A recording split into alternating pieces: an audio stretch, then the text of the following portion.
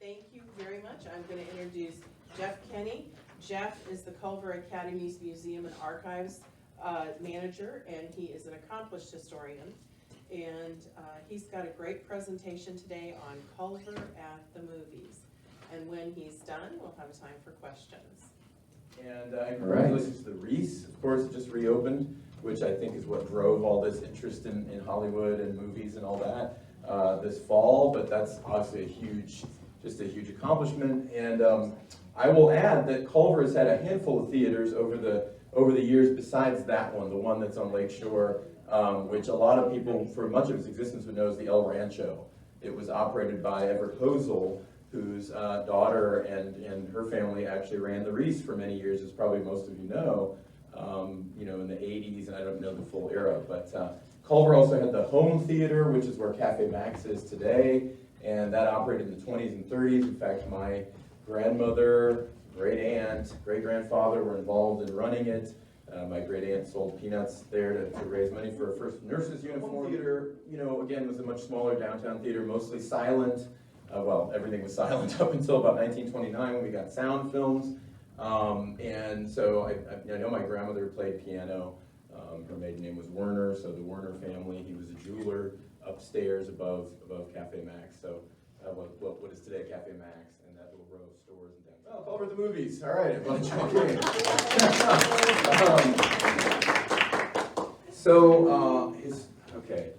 Historically, I'm going to try to. Historically, of course, you may not think of Culver Military Academy as, this is 1917, by the way, this footage, 1924. You may not think of it as a place for acting and sort of the arts if you don't know it very well. It actually is and has been for quite a long time. And so that's part of the backstory here. The other part is that General Ginolette, who was then Major, then Colonel Ginolette, was the commandant, started in 1897, became superintendent in 1910, retired in 1939, but one of his great contributions, he's quite a showman, he was a real promoter. So he was always putting Culver in the newspaper and putting horses out on parade. He also had, you can see these pictures, I hope I'm not in anyone's way, he also had newsreel cameras, right? So you didn't have TV. After a lot of this, you didn't have radio, but you did have the newsies. They would come. These are silent, and as you probably know, if you went to the movies, you would maybe see a cartoon, you'd see a newsreel, the news of the day, and these were a whole lot of different kinds of things. So he was always getting, there's a giant snowball fight that he had put, that they had a newsreel of, or the visit of, these military dignitaries. So it gives you a sense of part of what gave Culver its national stature. One small part of it is that they're really good at getting it out there, getting footage out there of what they wanted to show. This is a fascinating little piece. I got this from the Library of Congress. I mean, I was not going to show you the whole thing. Silent film. Notice the name at the bottom, Thomas A. Edison. This is 1917. It's the earliest footage we have of Culver. That's the old riding hall that burned in 1923. You can see them doing rough riding, pyramid on horseback, all that. This was really neat. There were 3 films they had collected at the Library of Congress. Women with the horses. Look at the ladies, their handkerchiefs, waving goodbye as the troop goes out. And look up above them. It's a horse and buggy. Horse and buggy on the bridge. This was their 100-mile troop hike. They still do a shorter version of it. So that's kind of a neat find. But again, it just shows you the cameras were rolling pretty early. Also pretty early, there were folks involved in theater, major theatrical stuff, and the silent films. And that's part of the story here, is that it's the main part of the story, is how many, a remarkable number of Culver Military, later Culver Academies graduates went on to be involved in the arts at that level.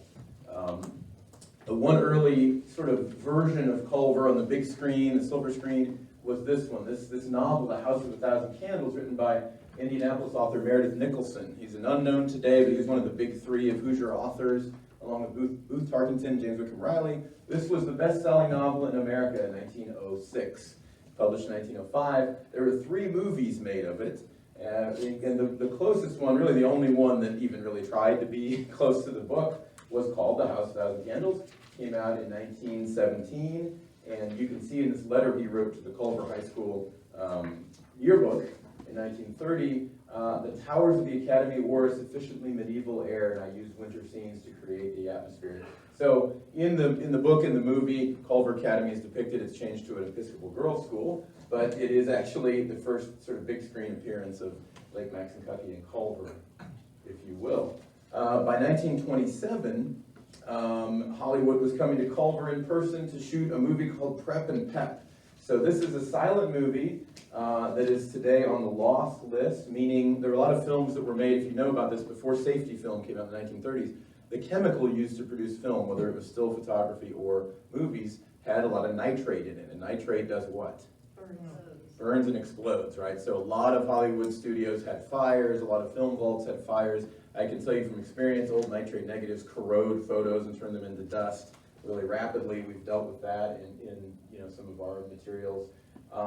But Prep and Pep, so it's gone as far as we know. Here's the script. Well, they didn't even call it a script, it was a treatment because nobody spoke, right? So they just, they had a treatment. It was really just kind of a plot outline. But the movie was released in 1928. It was about a Black Horse trooper who redeems his family legacy by saving the commandant's daughter from a fire.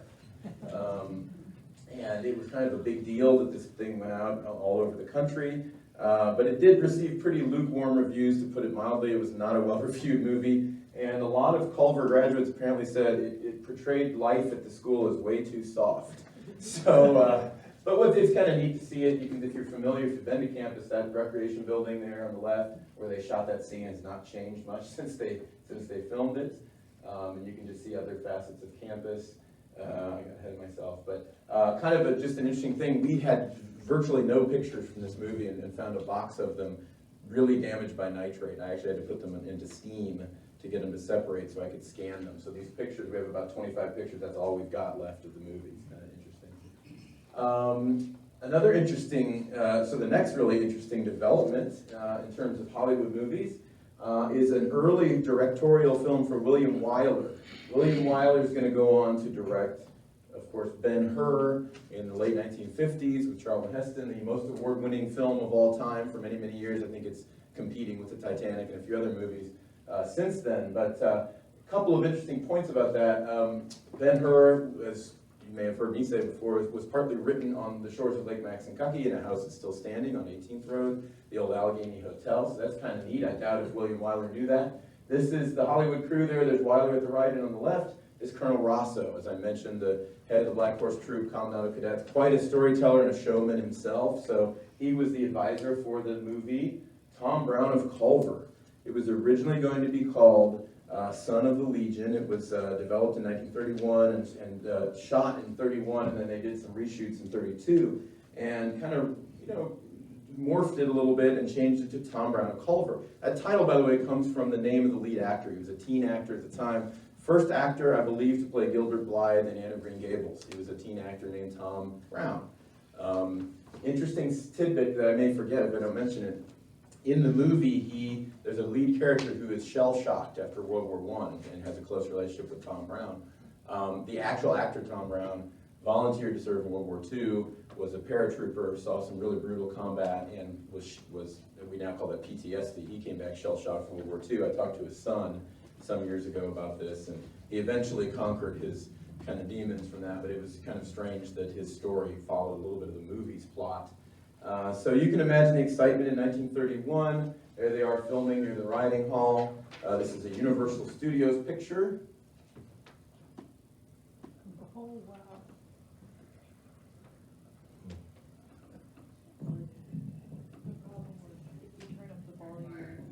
What have I done? Get your thing. Gee, what am I hired? Because you got a better job. Yeah, where? Culver Military Academy. Am I gonna wait on tables there? Wait, nothing. You're going to be a cadet. Who, me? Yeah. And you want to know who's thing you? The American Legion. What do you think of that? Why, Slim? Listen. On account of your father, it's a sort of a memorial to him. Instead of a statue or something, they decided to send you to school. And Captain White, you know, who was in here the other evening, he has arranged for you to be accepted because he's an officer there. Boy, ain't you lucky? Why don't you say something? I don't want to go, Slim. What? I don't want to go. Gee, I like it. It's fun working for you. You're going to do as you're told. I'm not. I hate school. I think it's a bunk. Sit down. What kind of a kid are you? I suppose you want to be a hashlinger all your life. Or a punch-drunk prize fighter. Oh, no, but gee, Slim, military school. Oh, I guess you want to go to Vassar. Well, Culver's the kind of a place your father would have picked out for you. Yeah, but I'd never be able to make the goal there. Where's your guts? You better change some of those alibis for a little gratitude. You're getting a chance of your life and you're beefing.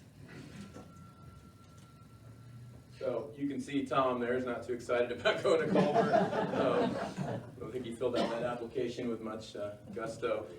So you can imagine the plot. He you know, there's a gradual change in his attitude. I do point to this next scene just quickly to our students today, because there's still a tradition, and some of you know this, if you go in the Legion Memorial Building, which was built in 1924 to honor the World War I dead from Culver, there's always a gold star at every entrance, always. It's in the cement. It's at every entrance, and you're to pause and either salute it if you're military, put your hand over your heart to remember those who died. Some people do forget that. What's going to happen in this scene does not happen because of that today, but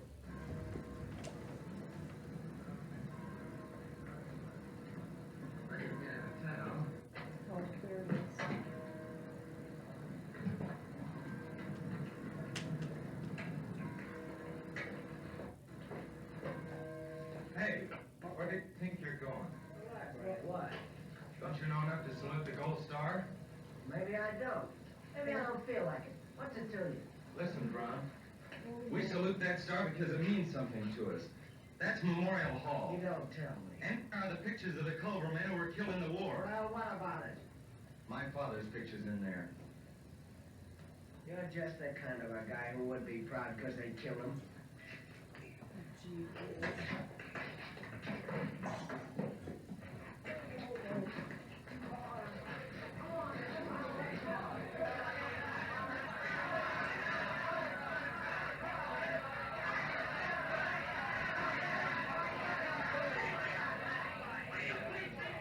See that gold star?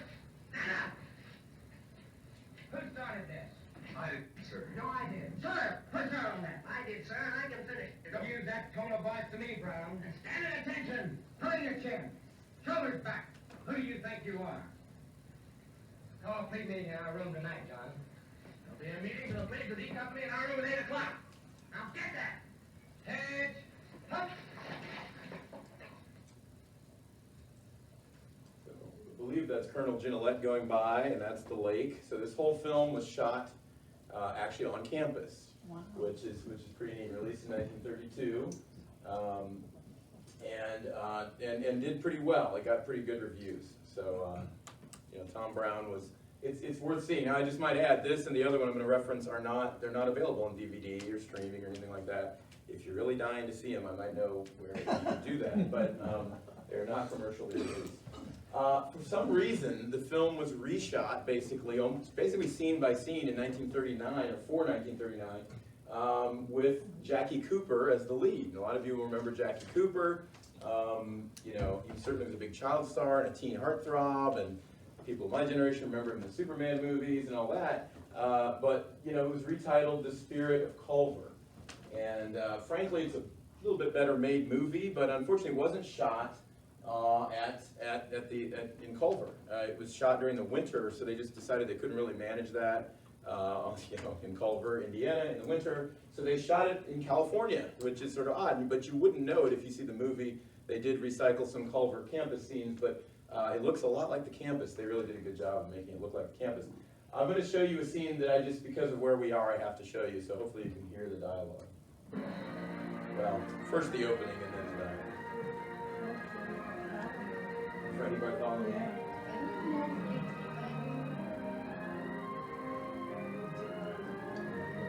Holt, Cowboy Star.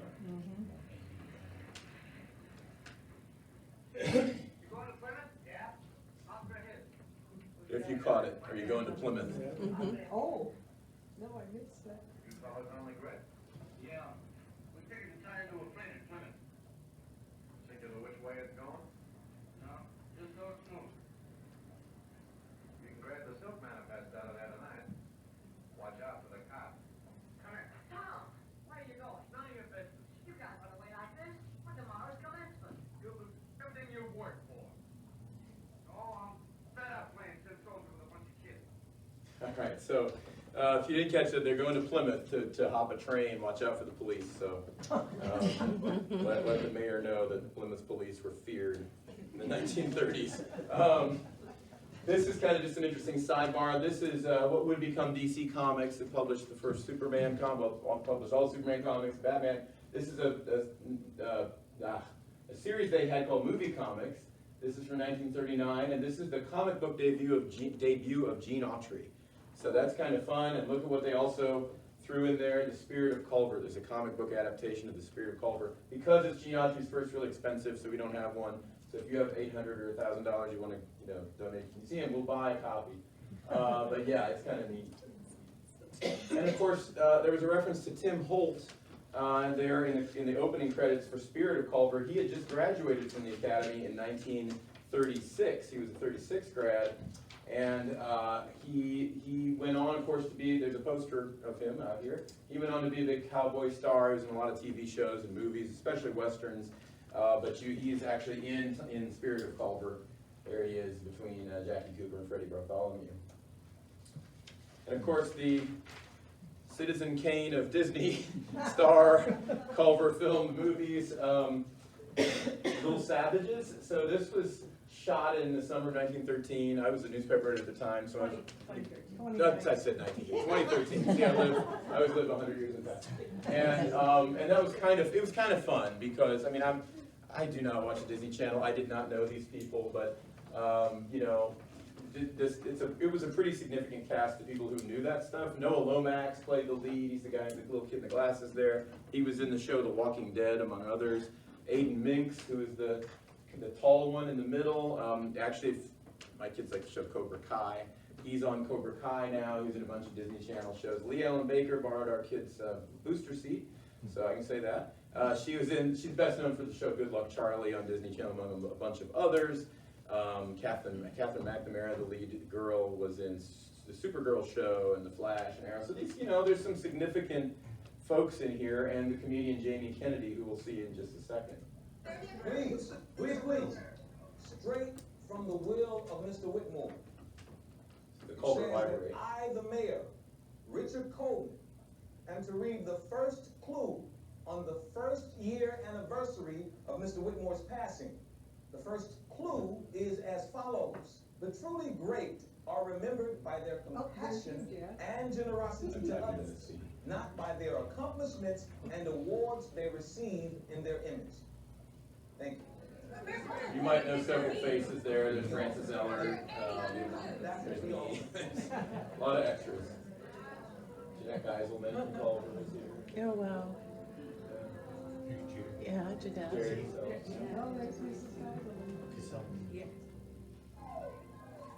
You're saying? Oh,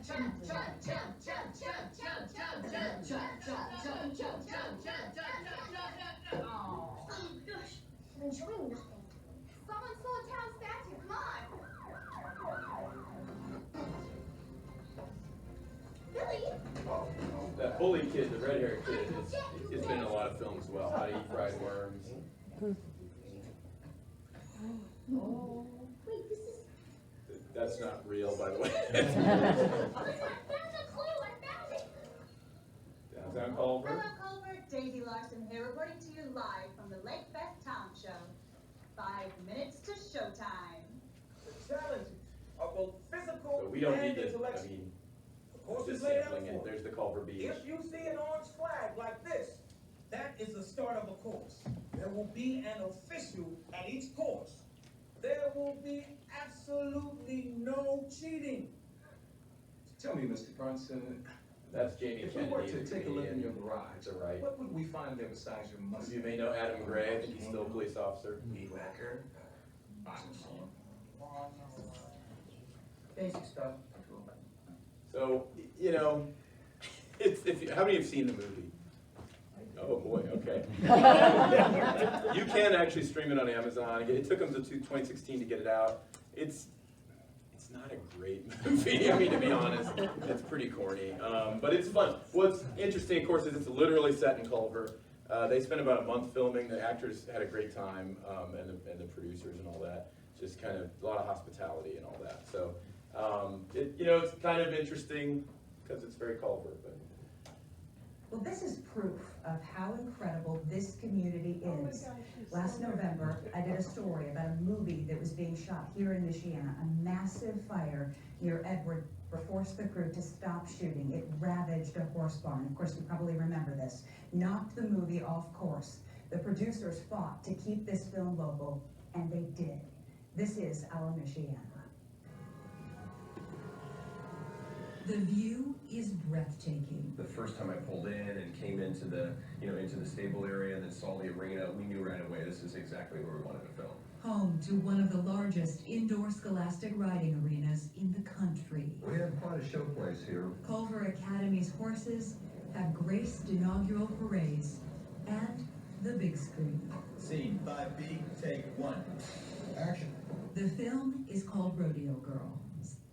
So Rodeo Girl, again, not a big, not a big. Kevin Sorbo is one of the leads. Came out in 2015, but they did shoot part of it at the stables there in Culver. I might just go back to Little Savages for a second and note that what's interesting is it's not just the campus. It was really, as you saw in the scenes, it was set in the town and the lake. So it was kind of neat that it featured all the different facets of the Culver area. Miss Doyle. That was Rodeo Girl. This next little scene, there's several, and these will go quickly, several little kind of Hollywood, you might say shout-outs, references to the Academy that appeared over the years. This next one was a film set at Virginia Military Institute, which is actually where General Gillette went to school, but it starred Ronald Reagan. So here's your Ronald Reagan connection to Culver. Miss Doyle, you're the grossest, dumbest rat I ever saw around here. You know it? Yes, you know what you're in here for, don't you, Miss Doyle? I think it's for stepping on Mr. Randolph's heels at parades. You think. Rats aren't supposed to think around here, Miss Doyle. You know it? Yes, then stop thinking. Yes. Who do you think you are, Tom Brown of Culver? This is no country club, Miss Doyle. No, sir. So you didn't catch that. Who do you think you are, Tom Brown of Culver? Because that's not Culver. That's Virginia Military. It's kind of funny. Yeah. So yeah, just to bring that home, there's Ronald Reagan in it, and there's Gillette as a VMI cadet.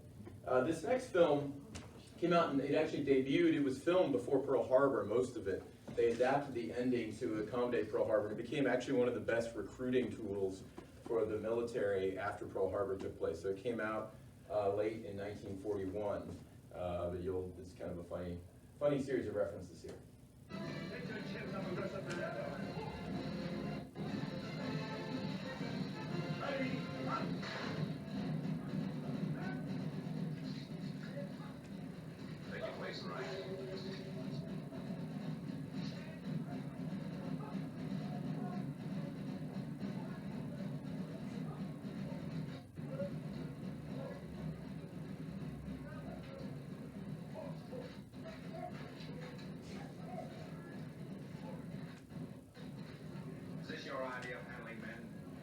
Certain circumstances? Yes, sir. Someday you have to get your block knocked off. I was captain of the boxing team, Culver, too. I've often wondered how Culver managed to survive after you left. So this is to the shores of Tripoli with Maureen O'Hara and John Payne and O. Scott.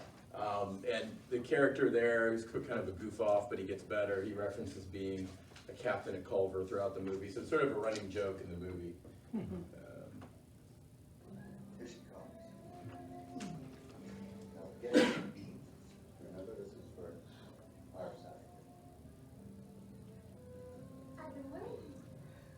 I have felt like this since Culver Military Academy. Oh, I love them. So who's that?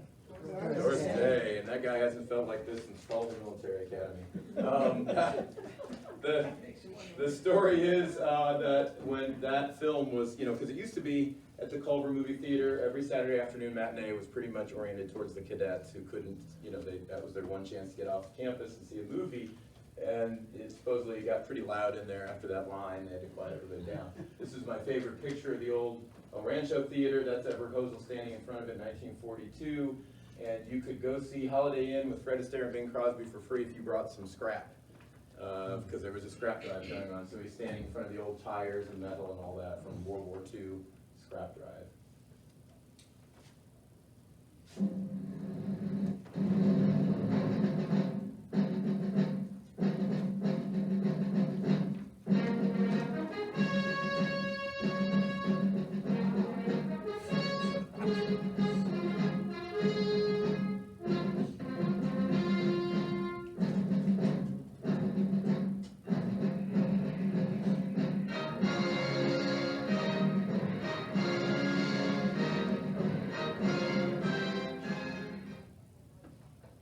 name, Doctor? Technician, great. Brent Heller, sir.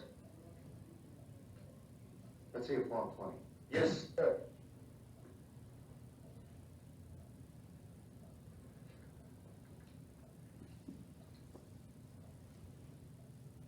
Uh-huh. Graduate of Culver Military Academy, attended Virginia Military Institute, Penn State, Colgate, and Cornell. I never met a guy that went to 4 colleges before. How come you're not an officer? So there's your Sinatra connection to Culver.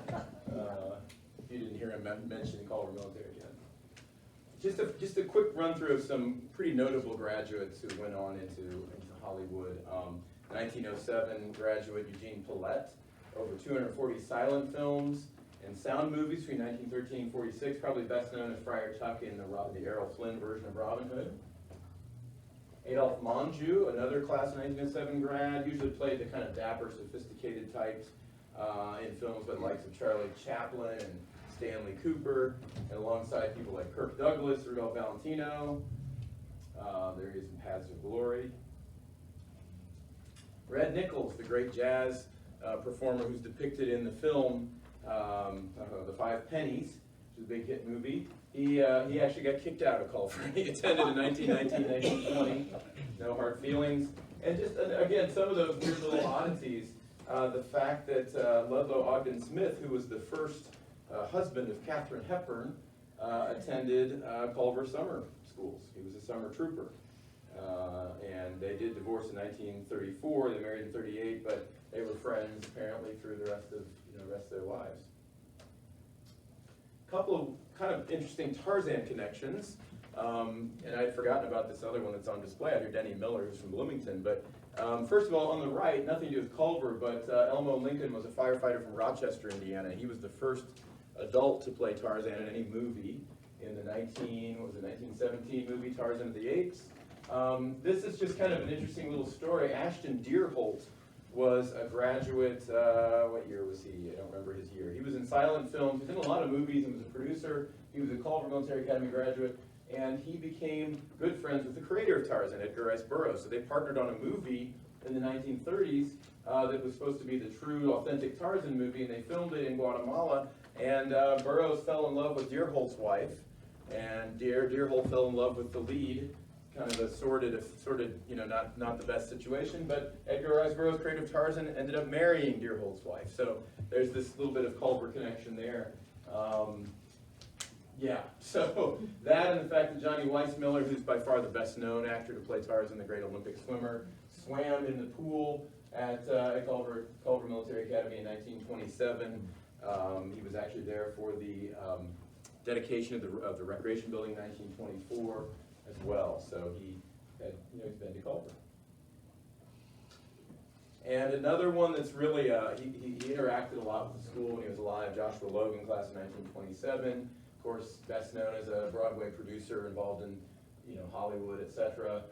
He came back again and visited the school. I hope everybody can hear me. I don't have the mic on. I should be shouting. Okay.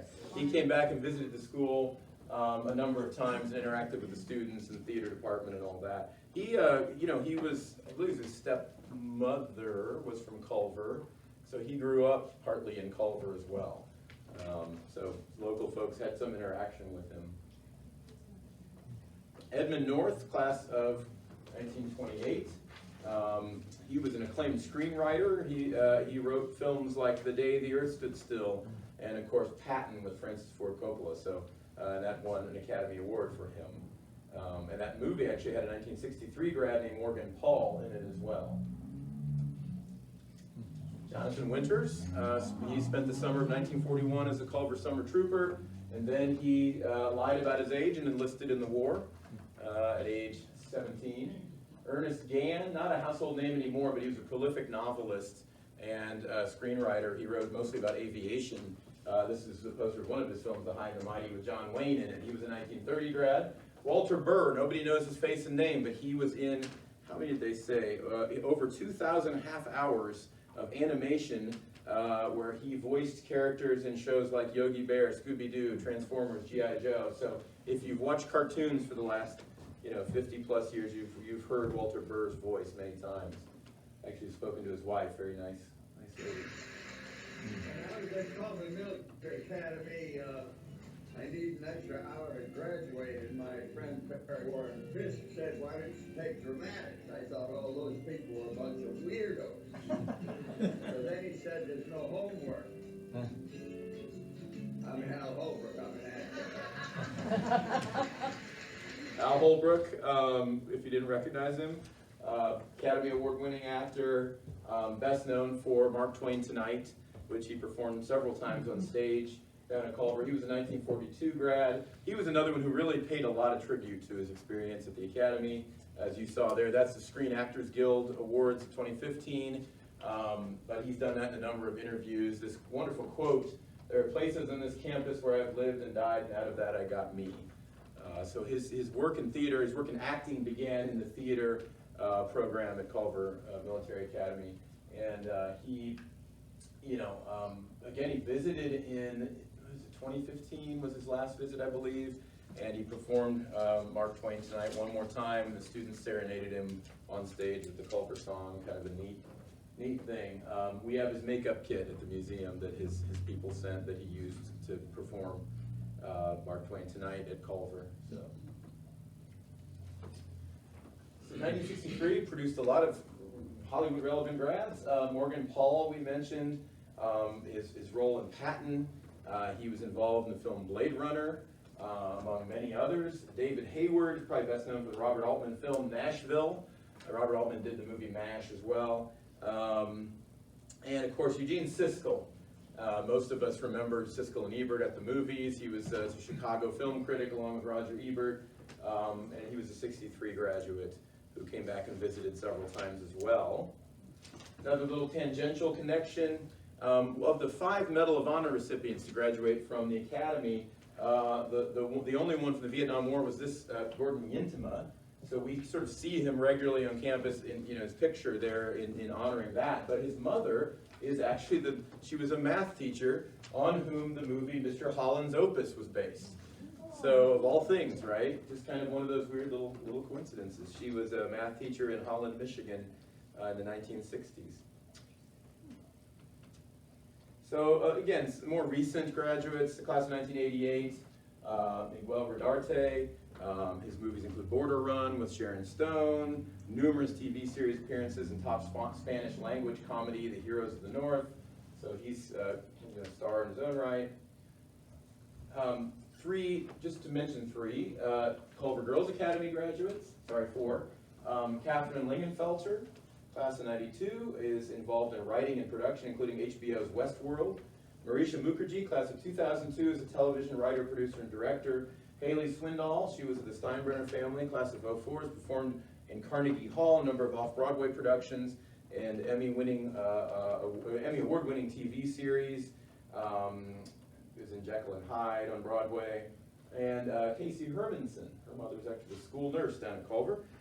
She is now involved behind the scenes with Cartoon Network, Nickelodeon, and Netflix, among others, doing animation and art. So that's kind of neat. And just a long list we don't really need to go into, but I think it just gives you that kind of gee whiz impression of how many graduates. These are all folks who are involved in television or movies. I will mention Cowboy Bob Glaze down there at the lower right. His sister was, oh gosh, her first name? Tommy Lou Glaze, yes. She went on to become Miss Indiana and runner-up for Miss America. She was, and I think, don't you all have some of her stuff here at the museum? But Cowboy Bob was a big star in Indianapolis as a children's performer on television. Martin Tossi, just mentioned him. He became the producer for the ABC after-school specials that a lot of us grew up with. Hal Roach Jr., of course, the Hal Roach Sr. and Jr. were heavily involved in Hollywood for many, many years. Folks involved in, talent agent Sam Kahn, powerful agent in Hollywood, represented Paul Newman, among others. Brian Ellis, class of 70, was heavily involved in shows like Cheers. The list could go on. We won't go through all of them. Don Woodward was a writer and comedian involved in Newhart and the Golden Girls.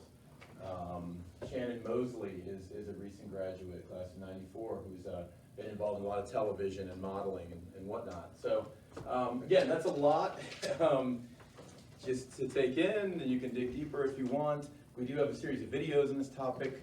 If you go to Culver's Digital Vault and click Films, there's a documentary section, and you can look for the video on all of this stuff. Some of those clips we can't really use in the video, so you get the treat here of seeing a little more of what we couldn't put online through our Vimeo channel. But now I made you wait longer almost in the presentation for it to start. Any questions?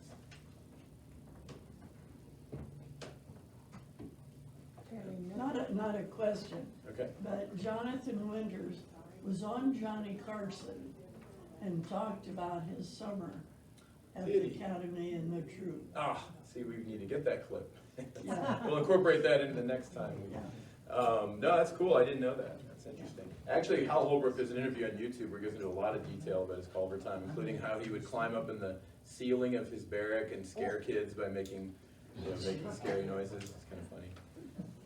There's a connection between Tom Brown of Culver and MASH, the TV series.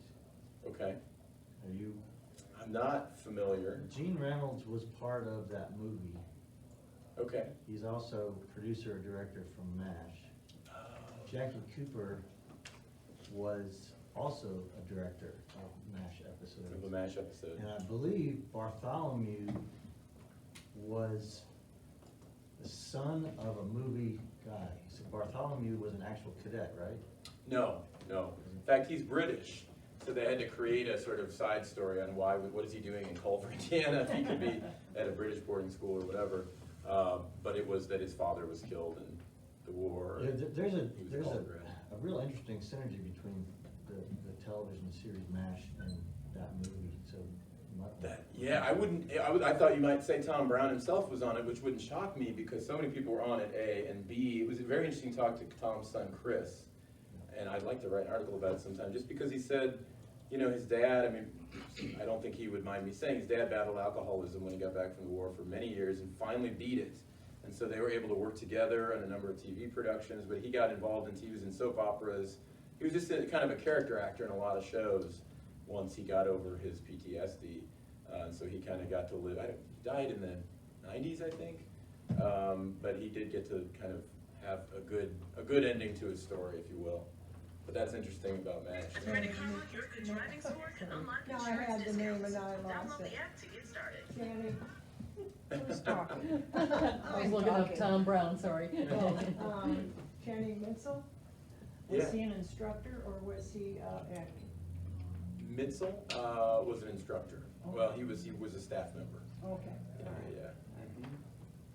Although the Mitzels were instrumental in, it's not Hollywood, but the most popular woman's author in Europe.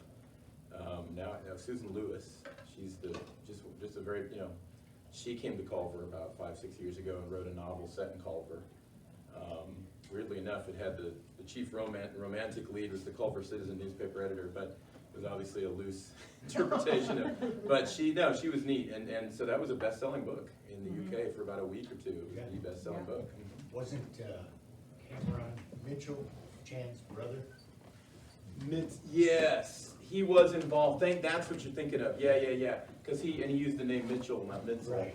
Yes. And he went to Hollywood, he changed his name. And he went to Hollywood, so he was involved. That's true. If you know the Mitzels that were involved, the Academy, yeah. Cameron, yeah. Changed his name to Mitchell for Hollywood. He was involved in some movies. That's a good point, yeah. Well, and that's just it. This is not an exhaustive, list. And then if you did the kind of two degrees of separation thing, you could go all over the map with connections, So just kind of interesting. Very, thank you. You're in the cornfields of Indiana. You never know. Yeah. All right. Thank you. Thanks for your patience.